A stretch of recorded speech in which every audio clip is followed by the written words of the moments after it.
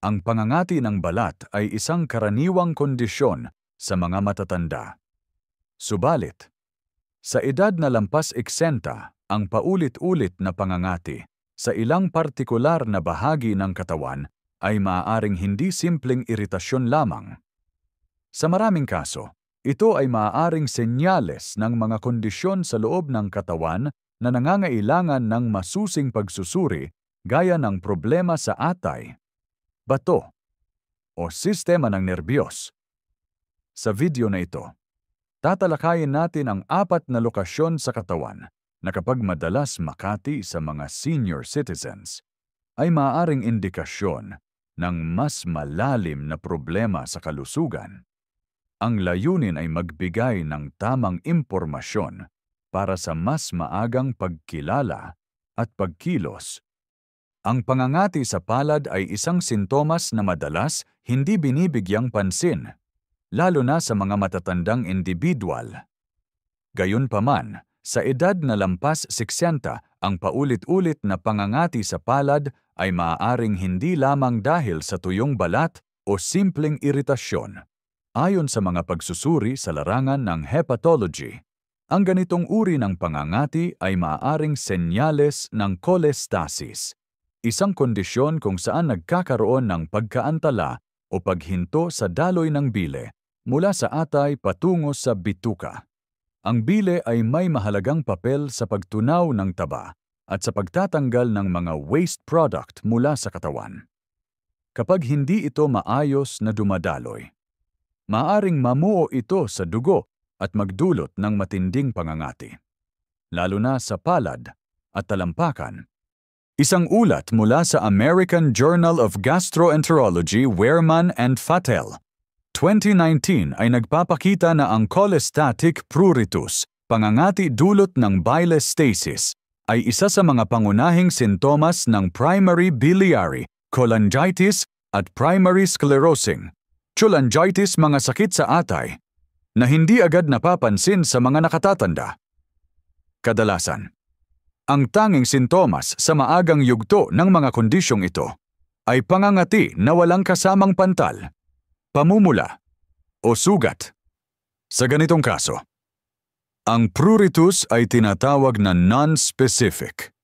Subalit ito ay may mataas na diagnostic value kapag nauugnay sa profile ng liver enzymes at bilirubin level.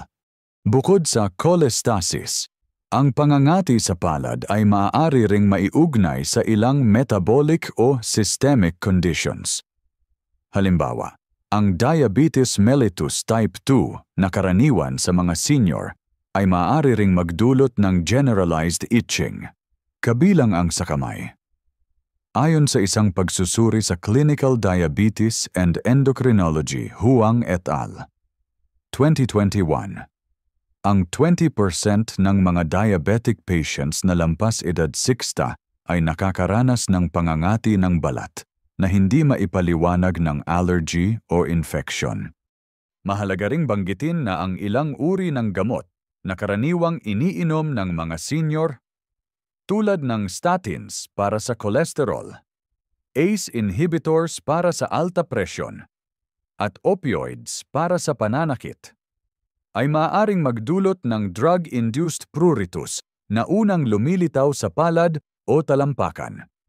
Ayon sa World Health Organization 2020, ang adverse dermatologic reaction sa mga gamot ay mas mataas ang insidente sa populasyong lampas 65 taong gulang. Dahilan upang maging mas mapagmatyag ang mga pasyente at kanilang mga doktor. Kung ang pangangati ay mas malala sa gabi, walang nakikitang pantal o sugat at sinasamahan ng iba pang sintomas gaya ng pagkapagod, madilaw na sklera puti ng mata, pagbabago sa ihi at dumi, o pagbaba ng timbang, ito ay maaaring senyales ng dysfunction ng atay o ibang systemic condition. Sa ganitong mga kaso, makabubuting ipasuri ang liver function test. Kasama na ang ALT, AST, ALP at bilirubin upang makita kung may ebidensya ng cholestasis o hepatic inflammation. Sa pangangalaga ng senior health, mahalagang huwag maliitin ang ganitong simpleng sintomas. Ang palad na Makati ay maaaring tila maliit na bagay. Ngunit sa konteksto ng matatandang katawan, ito ay maaaring maging unang babala ng isang seryosong kondisyon. Sa loob, ang regular na konsultasyon, pagsusuri sa dugo, at pagtutok sa mga pagbabago sa balat ay makatutulong upang maagapan ang mga komplikasyon. Ang paulit-ulit na pangangati sa likod ng leeg o batok sa mga matatanda ay maaaring magmula sa iba't ibang sanhi, mula sa simpleng iritasyon ng balat hanggang sa mas seryosong kondisyon ng nerbiyos o immune system. Sa edad na lampas 60 ang balat ay nagiging mas manipis at mas madaling maapektuhan ng mga panlabas na salik. Ngunit mahalagang tandaan na hindi lahat ng pangangati ay dahil sa panlabas na iritan. Sa ilang kaso, ito ay maaaring resulta ng mas malalim na prosesong pisyolohikal o neurolohikal. Isa sa mga karaniwang sanhi ng pangangati sa batok sa mga seniors ay neuropathic pruritus, isang uri ng pangangati na dulot ng pinsala o iritasyon sa mga peripheral nerves. Ayon sa isang pag-aaral mula sa Journal of the American Academy of Dermatology, Stander et al. 2020. Ang mga pasyenteng may cervical spine degeneration, isang kondisyon na karaniwan sa mga matatanda, ay maaaring makaranas ng pangangati sa specific dermatome o bahagi ng balat na konektado sa apektadong ugat. Kapag naapektuhan ang cervical nerves C3, C5, maaaring lumitaw ang pangangati sa batok, balikat at itaas na likod. Ito ay karaniwang walang kasamang pantal, ngunit maaaring may paminsang tusok-tusok, kirot o pamamanhid. Ang kondisyon na ito ay tinatawag ding brachioradial pruritus, isang retrospective analysis ng 85 pasyente ng Dermatologic Therapy Huang et al. 2022 ay nagpakita na karamihan sa mga kaso ng pruritus sa leeg at balikat ay may kaakibat na degenerative changes sa cervical spine, lalo na sa edad 60 pataas. Ang madalas na exposure sa araw, ayon sa parehong pag-aaral, ay maaaring magpalala sa sintomas. Dahilan upang maging mas mapansin ito sa mga matatandang aktibo sa labas. Bukod sa mga neurological causes, ang contact dermatitis at seborrheic dermatitis ay dalawang karaniwang sanhi rin ng pangangati sa batok. Ang contact dermatitis ay maaaring dulot ng mga produkto tulad ng shampoo, cologne, tela ng damit, o metal mula sa alahas. Samantalang ang seborrheic dermatitis na karaniwang lumilitaw sa anit ay maaari ring kumalat pababa sa batok, lalo na kung may overproduction ng langis sa balat. Ayon sa Cleveland Clinic 2023, 60% ng mga pasyenteng may seborrheic dermatitis ay edad 60 pataas at kadalasang nagpapakita ito ng mild redness, flaking, at pangangati. Sa mas bihirang kaso, ang cutaneous T-cell lymphoma CTCL, isang uri ng cancer ng immune cells na lumilitaw sa balat, ay maaaring magpakita ng persistent itch sa likod, leeg, o balikat. Bagaman ito ay hindi pangkaraniwan, isang pagsusuri mula sa British Journal of Dermatology, Willem Z. et al. 2019 ay nag-ulat na halos 40% ng pasyente ay lumampas sa edad 60 sa oras ng diagnosis. Sa mga unang yugto, walang kakaibang pantal na mapapansin kundi simpleng pangangati at tuyong balat. Kung ang pangangati sa batok ay hindi nawawala sa loob ng ilang linggo, walang malinaw na sanhi, at sinasamahan ng pamamanhid, kirot, o pagkabigat ng balikat, makabubuting kumonsulta sa neurologist o dermatologist para sa mas malalim na pagsusuri. Maaring irekomenda ang cervical spine imaging gaya ng X-ray o MRI upang makita kung may nerve compression. Para sa mga kaso na may kasamang flaking o pamumula, maaaring kailanganin ang skin biopsy o patch testing upang matukoy ang allergic trigger. Sa kabuuan, ang pangangati sa likod ng leeg ay hindi dapat basta iugnay lamang sa simpleng allergy o init ng panahon, lalo na sa populasyong matatanda. Sa halip, ito ay dapat isaalang-alang bilang posibleng sintomas ng kondisyon sa nerve, balat, o immune system na maaaring mangailangan ng agarang atensyon medikal. Ang maagang pagsusuri ay makatutulong upang maiwasan ang paglala at mapanatili ang kalidad ng buhay sa senior years. Ang pangangati sa anit ay isang pangkaraniwang reklamo sa mga matatanda. Subalit sa edad na lampas 60, ito ay maaaring sumasalamin sa mga pagbabago sa balat, kakulangan sa nutrisyon, o paglala ng mga umiiral na kondisyon sa dermatolohiya. Hindi tulad ng pansamantalang iritasyon. Ang chronic scalp pruritus ay maaaring senyales ng mga partikular na problema sa kalusugan na nangangailangan ng masusing pagsusuri at interbensyon. Isa sa mga pangunahing sanhi ng makating anit sa mga matatanda ay seborrheic dermatitis, isang chronic inflammatory skin condition na may kaugnayan sa sobrang produksyon ng langis at posibleng reaksyon sa fungus na tinatawag na malassezia. Ayon sa International Journal of Trichology 2018, ang seborrheic dermatitis ay mas laganap sa mga may edad na higit sa 60 at kadalasang nagpapakita ng banayad na pangangati, pamumula, at pagbalat ng anit. Ang kondisyon ay maaaring lumala sa panahon ng stress, pagbabago ng klima, o sa mga taong may Parkinson's disease o immune system suppression. Bukod dito, ang cirrhosis o pagkatuyo ng balat ay isa ring mahalagang sanhi ng pangangati sa anit ng mga senior. Sa pagtanda, ang sebaceous glands ay nagiging hindi aktibo, kaya bumababa ang natural na oil production ng anit. Ito ay nagdudulot ng mas madaling pangangati, pagbibitak ng balat, at scaling. Ayon sa American Academy of Dermatology 2021, mahigit 50% ng mga taong higit sa 65 taong gulang ay mayroong cirrhotic skin changes, kabilang na sa anit na maaaring magdulot ng invisible itch, walang nakikitang sugat o pantal, ngunit may matinding discomfort. Hindi rin dapat ipagsawalang bahala ang papel ng nutrisyon sa kondisyon ng anit.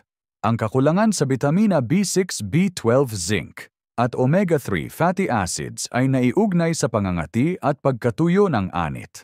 Ayon sa ulat mula sa Clinical Nutrition Research Park et al. 2020, ang mga senior na may mababang antas ng bitamina B complex at zinc ay mas madalas makaranas ng chronic scalp itching at hair thinning. Ang nutrisyonal na aspeto ay lalong mahalaga sa mga matatanda na may limitadong dieta, may problema sa pag-absorb ng nutrisyon tulad ng mga may gastrointestinal conditions, o umiinom ng maraming maintenance medication. Sa mas komplikadong mga kaso, ang makating anit sa matatanda ay maaaring palatandaan ng scalp psoriasis, isang autoimmune skin disease. Ang mga psoriatic lesions ay maaaring magsimula bilang banayad na scaling na madaling mapagkamalang balakubak.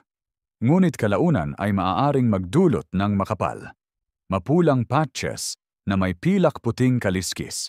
Ayon sa Psoriasis Foundation 2022, 50% ng mga pasyenteng may psoriasis ay may involvement sa anit, at ang kondisyon ay maaaring lumala sa edad, lalo na kung may kasamang metabolic syndrome o cardiovascular comorbidities. Ang drug-induced pruritus ay isa ring dapat isaalang-alang sa mga senior na umiinom ng maintenance medications.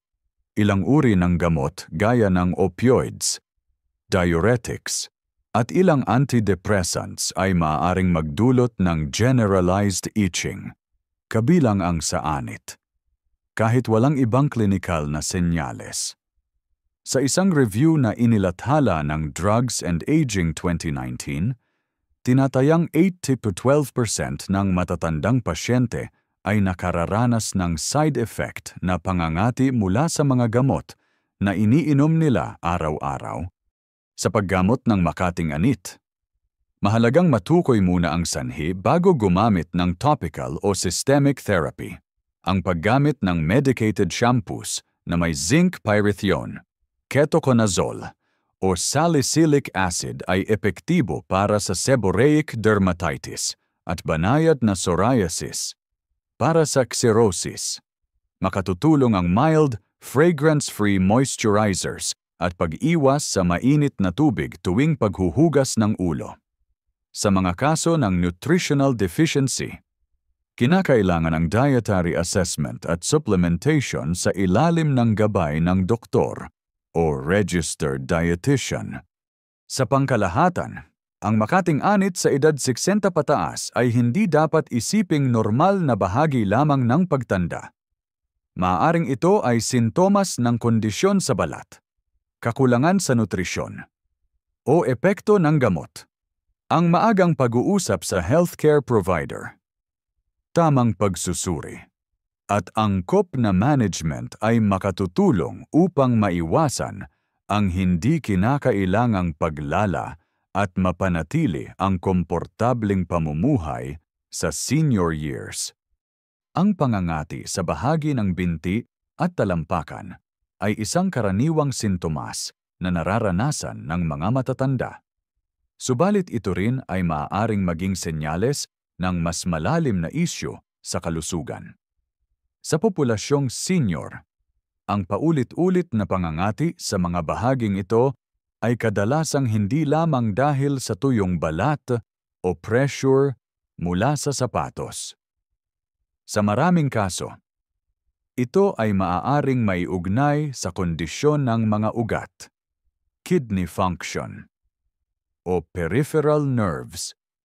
Isa sa mga pangunahing dahilan ng pangangati sa binti at paa sa mga matatanda ay chronic kidney disease, CKD.